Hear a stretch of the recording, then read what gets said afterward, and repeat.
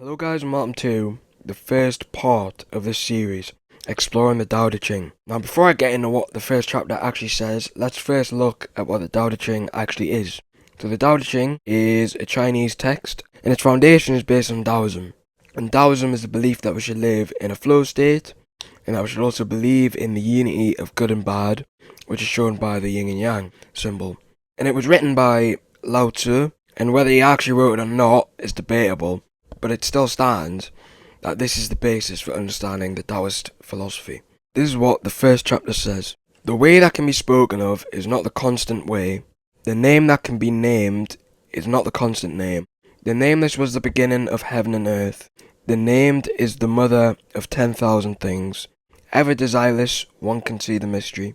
Ever desiring, one can see the manifestations. These two spring from the same source, but differ in name.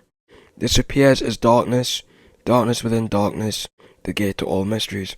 Now I know that the first time I read this, I was so confused on what that meant, but hopefully I can explain this. So, first of all, in this chapter, Lao Tzu is, of course, writing about the Tao by stating that the written word cannot fully encompass the real thing. You know, the way was there when time started in the birth of the universe.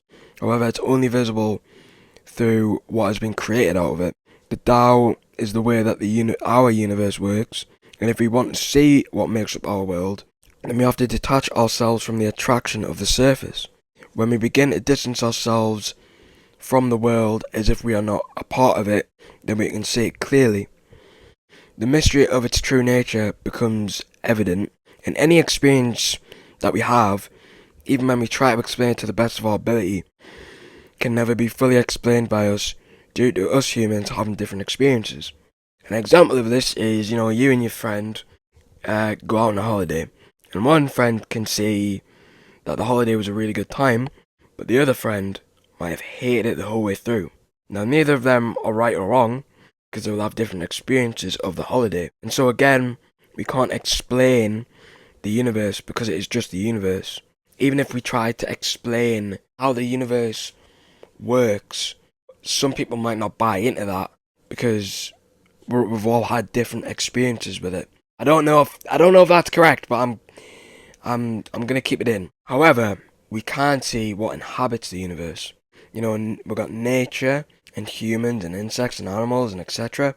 They're all reflections of the universe, and so we can apply this to our life by reducing our desires to figure out the unknown. Me personally, if there's something that I can't understand or can't explain, then it feels like my world is turned upside down.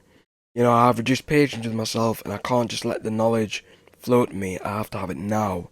But really, if we just take a second to calm down, and I don't even know, again, I don't know if I'm correct with this, but I'm going to keep going with it. We can let the knowledge flow into our brains, easier, and begin to let go and understand things from a more clear perspective. So I hope that today's video has sort of shed some light on perhaps what a few, what it means basically.